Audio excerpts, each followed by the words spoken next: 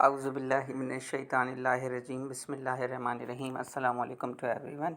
आज हम अपना सेकंड लेक्चर स्टार्ट करेंगे सीएनएस डिप्रेसेंट का। पिछले लेक्चर में हमने जो है वो ये बात कंक्लूड की थी कि सीएनएस डिप्रेसेंट क्या होते हैं और सीएनएस डिप्रेसेंट कितने टाइप्स के होते हैं और इनमें कौन कौन सी ड्रग्स जो है वो आती हैं सीएनएस डिप्रेसेंट में। और फिर हमने ये भी देखा था कि आपके पास एनेस्थेटिक एजेंट्स जो हैं वो किस तरह से वर्क करते हैं, कितने स्टेजेस ऑफ एनेस्थीसिया होते हैं और हमें कौन सा स्टेज चाहिए होता है आइडियल।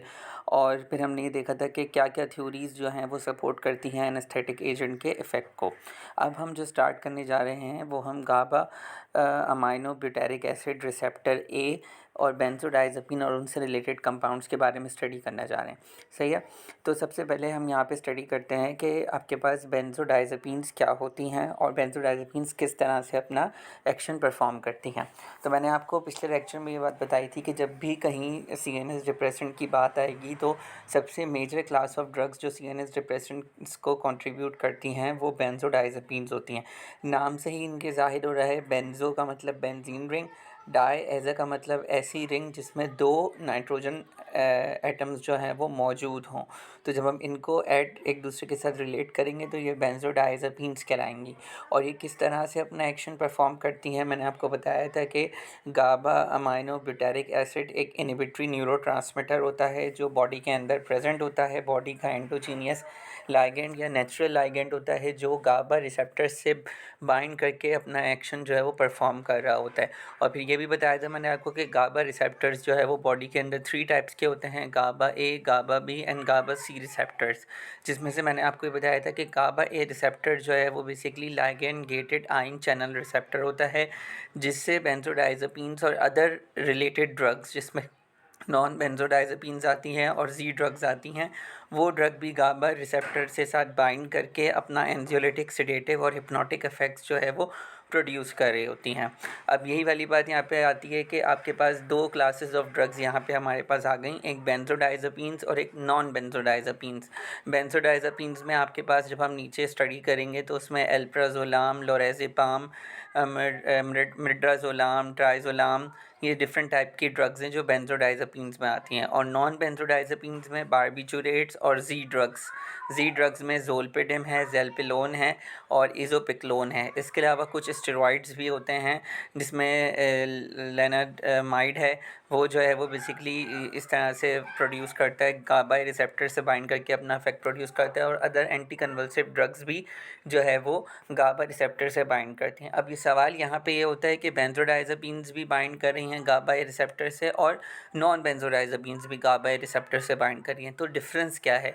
डिफरेंस ये है कि इनकी बाइंडिंग साइट में डिफरेंट है कि ये रिसेप्टर के ऊपर जाकर अलग अलग बाइंडिंग साइट्स पे बाइंड करके अपना इफेक्ट्स को जो है वो मीडिएट कर रही होती हैं। तो गाबा तो हम इन्हें ये कह सकते हैं कि ये जो ड्रग्स हैं बेसिकली ये गाबा के इफ़ेक्ट्स को पोटेंशिएट कर रही हैं गाबा के रिसेप्टर के ऊपर और उसको पॉजिटिवली मॉड्यूलेट कर रही हैं उस रिसेप्टर को। तो सबसे पहले हमें रिसेप्टर की नॉर्मल फिजियोलॉजी को अंडरस्टैंड करना पड़ेगा, फिर तभी हम गाबा ए रिसेप्टर एगोनिस्ट और एंटेगोनिस्ट की मैकेनिज़्म को अंडरस्टैंड कर पाएंगे। तो सबसे पहले हम अंडरस्टैंड करते हैं कि गाबा ए रिसेप्टर किस तरह होता है। तो मैंने आपको ये बात बताई कि गाबा ए रिसेप्टर जो है वो एक ligand gated ion channel receptor है। Ligand gated ion channel receptor का मतलब ये होता है कि वो रिसेप्टर जब उससे कोई लाइगेंड जो है वो बाइंड करे तो वो किसी पर्टिकुलर आयन की मूवमेंट को कंट्रोल करे। तो यहाँ पर अगर हम गाबा ए रिसेप्टर की बात करें तो गाबा ए रिसेप्टर बेसिकली एक हेटेरोपेंटोमेरिक पॉलीपेप्टाइड रिसेप्टर होता है। हेटेरोपेंटोमेरिक का मतलब ये होता है कि ऐसा रिसेप्टर जिसके अंदर जो है वो 5 पॉलीपेप्टाइड्स हों और जो है वो पांचों एक दूसरे से जो है वो अलग हों। हेटेरो का मतलब होता है डिफरेंट। तो ये जो है इसमें से 4 पॉलीपेप्टाइड जो होते हैं वो एक साथ मिलकर जो है वो आयन चैनल फॉर्म करते हैं और जो बीच का पोर होता है वो जो है वो मेम्ब्रेन के थ्रू जो है वो जो 5th वाला पॉलीपेप्टाइड होता है वो उसको फॉर्म कर रहा होता है। अब इसकी फिजियोलॉजी क्या है? इसकी फिजियोलॉजी ये है कि जब अब गाबा जेनेरिक न्यूरॉन्स जो है वो गाबा को रिलीज़ करते हैं, तो गाबा जो है वो आपके पास जो आपके पास गाबा ए रिसेप्टर होता है उसके ऊपर एक स्पेसिफिक साइट होती है, वहाँ जाके बाइंड करता है। और बाइंड करने की वजह से क्या होता है, जो चैनल का जो पोर होता है वो ओपन हो जाता है। और जब वो चैनल का पोर ओपन हो जाता है तो एक्स्ट्रा सेलुलर से जो क्लोराइड आइंस होते हैं वो इंट्रासेलुलर मूव करते हैं, और इंट्रासेलुलर यानी कि इनसाइड द मेम्ब्रेन का जो चार्ज होता है वो हाइपर पोलराइज हो जाता है, वो नेगेटिव की तरफ शिफ्ट हो जाता है। और जब कहीं पर भी नेगेटिव की तरफ चार्ज शिफ्ट होगा तो इसका मतलब ये है कि मेम्ब्रेन जो है वो हाइपर पोलराइज हो गई और मेम्ब्रेन की जो है वो इनिबिशन हो गई और आगे जो सिग्नल होगा वो प्रोपेगेट नहीं करेगा। तो इस तरह से जो है वो गाबा नॉर्मल फिजियोलॉजी में अपना रोल प्ले कर रहा होता है। अब गाबा की हमने अंडरस्टैंडिंग समझ ली कि गाबा किस तरह से इनिबिशन इफेक्ट प्रोड्यूस कर रहा होता है। अब हम बात करते हैं कि अगर हम गाबा रिसेप्टर का कोई पॉजिटिव एलोस्टेरिक मॉड्यूलेटर बनाएं। पॉजिटिव एलोस्टेरिक मॉड्यूलेटर का मतलब क्या होगा कि कोई ऐसी ड्रग या कोई ऐसा एजेंट जो ओरिजिनल बाइंडिंग साइट पे बाइंड नहीं करे, जो अदर देन ऑर्थोस्टेरिक साइट या other than active site bind करे, और बाइंड करने के बाद जो है वो रिसेप्टर की affinity towards the natural ligand जो है वो इंक्रीज़ कर दे। तो ऐसा जो आपके पास ड्रग होगी वो पॉजिटिव एलोस्टेरिक मॉड्यूलेटर्स होगी। और ऐसी ड्रग कौन कौन सी हैं? ऐसी ड्रग बेंजोडाइज़ेपिन्स हैं, बारबिचुरेट्स हैं और जी ड्रग्स हैं, और कुछ स्टेरॉइड्स होते हैं जो इस तरह से काम कर रहे होते हैं, जो गाबा की ओरिजिनल बाइंडिंग साइट पे बाइंड नहीं करते, वो अदर देन बाइंडिंग साइट जो उनकी स्पेसिफिक बाइंडिंग साइट होती है वहाँ जाके वो बाइंड करते हैं, और जो भी आयन चैनल होता है उसकी affinity towards the chloride ion increase कर देते हैं गाबा के इफेक्ट को पोटेंशिएट करके। तो ये जो है वो इस तरह से बेंजोडाइज़ेपिन्स जो है वो अपना रोल प्ले कर रही होती हैं। तो अगर आप यहाँ पे इस इमेज के अंदर देखें तो हमने बात की कि भाई गाबा की बाइंडिंग साइट जो है वो यहाँ पर अगर आप देखें तो गाबा की बाइंडिंग साइट जो है वो अलग है, और जो बेंजोडाइज़ेपिन की बाइंडिंग साइट है वो डिफरेंट है। तो बेंजोडाइज़ेपिन्स इस वाली साइट पर बाइंड करती हैं, और बाइंड करने के बाद जो है वो गाबा की एफिनिटी टुवर्ड्स दैट चैनल जो है वो इंक्रीज़ कर देती हैं और क्लोराइड आयन की कंडक्टेंस को इंक्रीज़ कर देती हैं। इसी तरह से देखें बारबिचुरेट्स की जो बाइंडिंग साइट है वो अदर देन बेंजोडाइज़ेपिन्स एंड गाबा है, वो कहीं और बाइंड कर रही हैं, और वो भी जो है वो बेसिकली आपके पास रिसेप्टर की affinity towards the chloride ion जो है वो इंक्रीज़ करेंगी। इसी तरह से कुछ एंटेगनिस्ट होते हैं जिसमें हमारे पास कन्वल्सेंट एजेंट जैसे पेंटाइल टेट्राजोलिन, पिक्रोटॉक्सिन, ये सब क्या करते हैं, ये सब जो है वो गाबा रिसेप्टर को एंटागोनाइज कर देते हैं, और जब गाबा रिसेप्टर इनहिबिट हो जाता है तो इनहिबिशन जो है वो रुक जाती है और एक्साइटेशन बढ़ जाती है और शिजर्स डेवलप होना शुरू कर जाते हैं। तो वो किस तरह से काम करते हैं, वो अदर साइड पे बाइंड करके काम करते हैं। अब सवाल ये पैदा होता है कि भाई बारबिचुरेट्स भी जो है वो गाबा रिसेप्टर पे बाइंड कर रही हैं, और जो है वो बेंजोडाइज़ेपिन्स भी गाबा रिसेप्टर पे बाइंड कर रही हैं।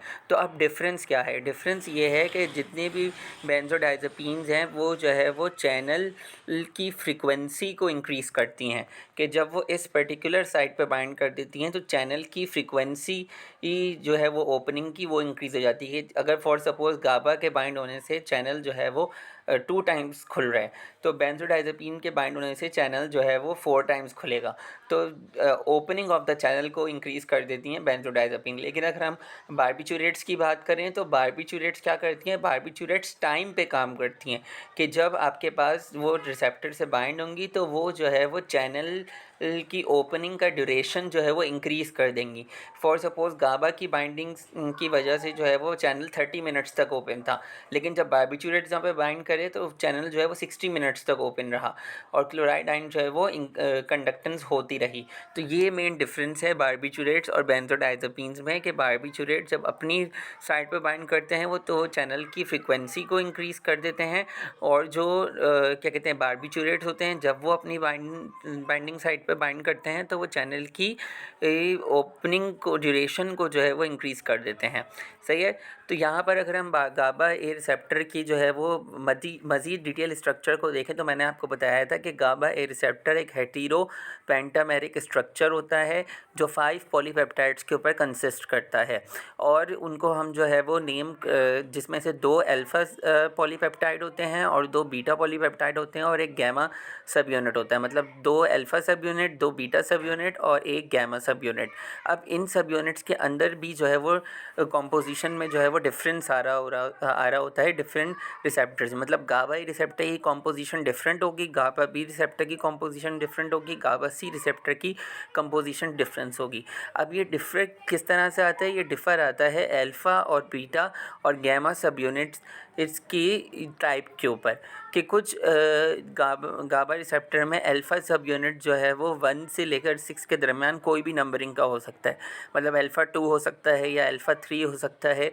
और इसी तरह से बीटा अगर चेंज हो जाएगा, बीटा 1 हो सकता है, बीटा 2 हो सकता है, बीटा 3 हो सकता है, और गैमा 1 2 3 भी हो सकता है, या गैमा की जगह एप्सिलॉन, ईटा और जो है वो डेल्टा सब यूनिट भी आ सकता है।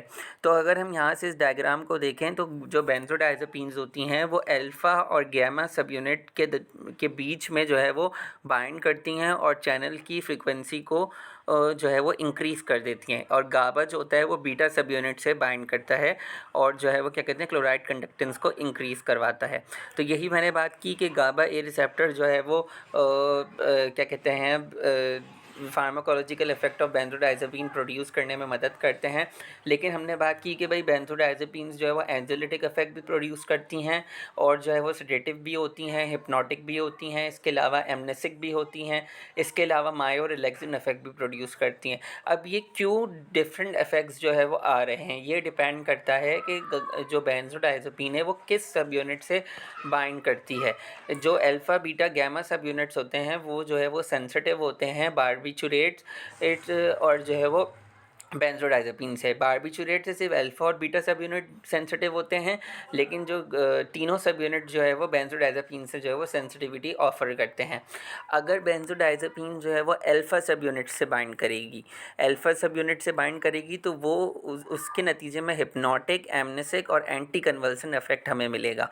और अगर बेंजोडाइज़ेपिन अल्फ़ा 2 सब यूनिट से बाइंड करेगी तो उसके नतीजे में हमें एंग्ज़ाइटिक और मायो रिलैक्सिंग इफेक्ट मिलेगा बेंजोडाइज़ेपिन का। अच्छा, यहाँ पर अब थोड़ी सी जो है वो स्ट्रक्चरल केमिस्ट्री आ जाती है कि भाई अल्फ़ा 1 सब यूनिट के ऊपर जो है वो हिस्टडीन अमाइनो एसिड जो है वो मौजूद होता है और अल्फ़ा 2 सब यूनिट के ऊपर जो है वो आर्जिनिन अमाइनो एसिड मौजूद होता है। और ये दोनों जो है वो स्पेसिफिक इफ़ेक्ट प्रोड्यूस करने के अंदर जो है वो हेल्प करते हैं।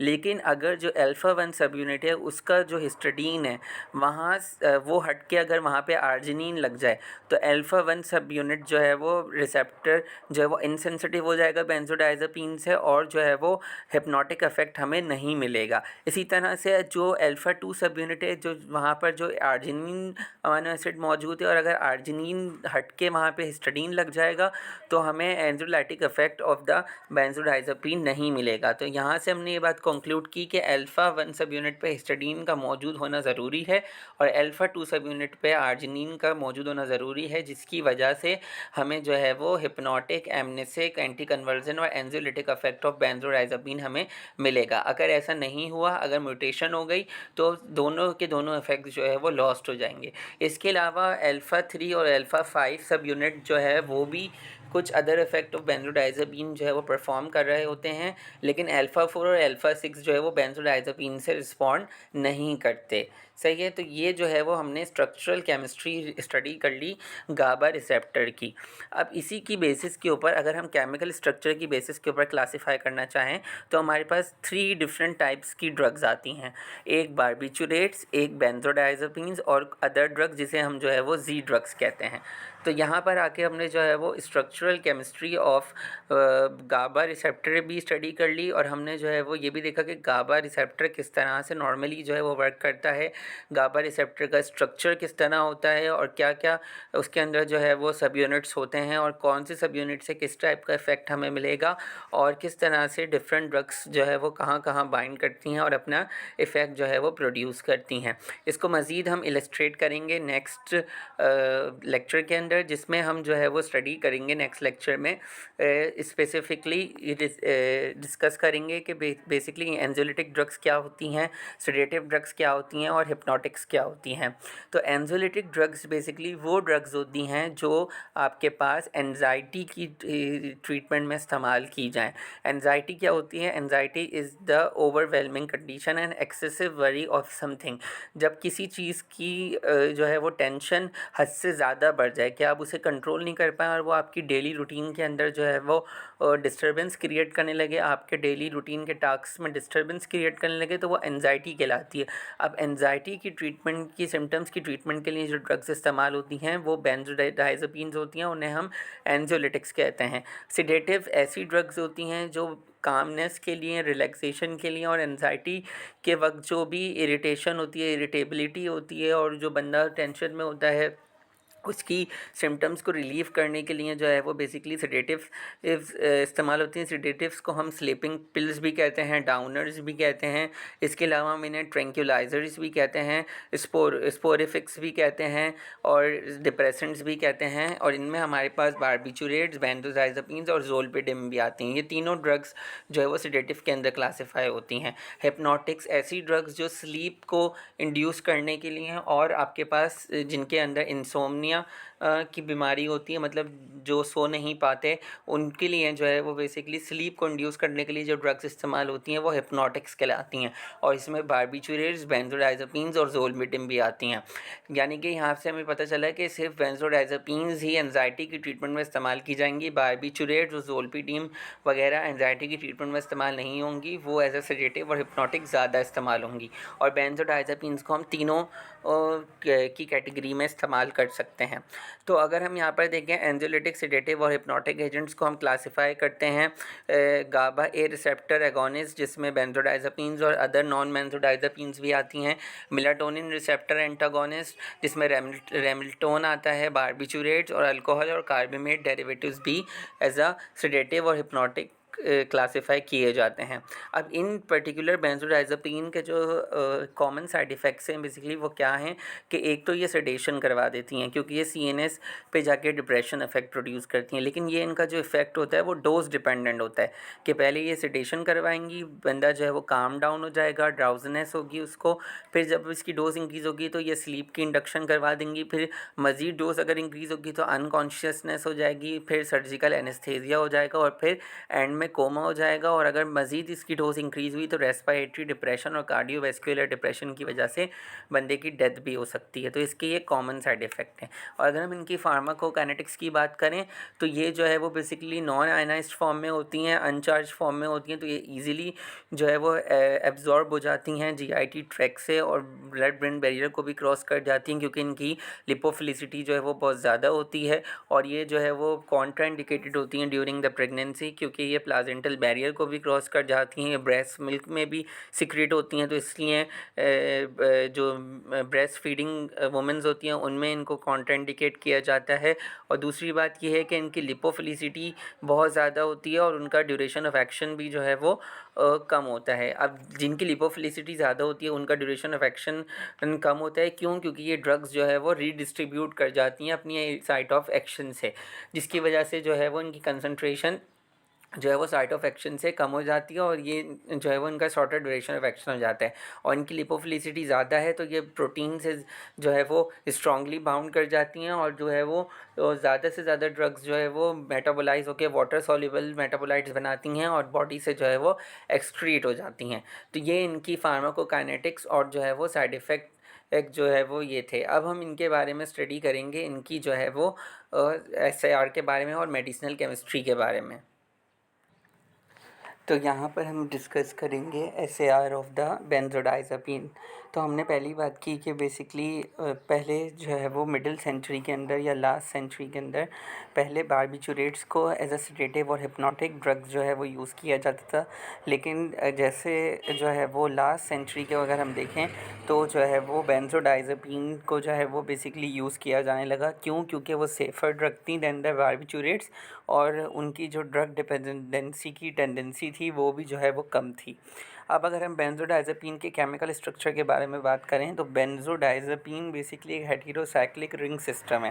हेटेरोसाइक्लिक रिंग सिस्टम का मतलब ये होता है कि कार्बन एटम्स के अलावा कोई और से एटम्स भी उनके अंदर जो है वो पाए जाएंगे।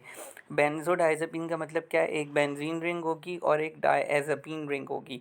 डायएज़ेपिन रिंग मैंने पहले ही बताया आपको कि ऐसी हेटेरोसाइक्लिक रिंग जिसमें 5 कार्बन एटम्स होंगे और जो है वो 2 जो है वो नाइट्रोजन एटम होंगे, और जो है वो टोटल जो उनके अंदर नंबर ऑफ़ बॉन्ड्स होंगे डबल बॉन्ड, वो जो है वो बेसिकली मैक्सिमम 2 होंगे। तो ये जो है वो डायज़ेपिन रिंग जो है वो बेसिकली कहलाएगी। बेंजो का मतलब बेंजीन रिंग, और डायज़ेपिन का मतलब डायज़ेपिन रिंग। 7 मेंबर हेटेरोसाइक्लिक रिंग जिसमें 2 नाइट्रोजन एटम मौजूद होंगे, और जो है वो पॉसिबल नंबर ऑफ़ बॉन्ड्स जो होंगे वो 2 होंगे। और जो है वो बेसिकली ये दोनों एक दूसरे से जो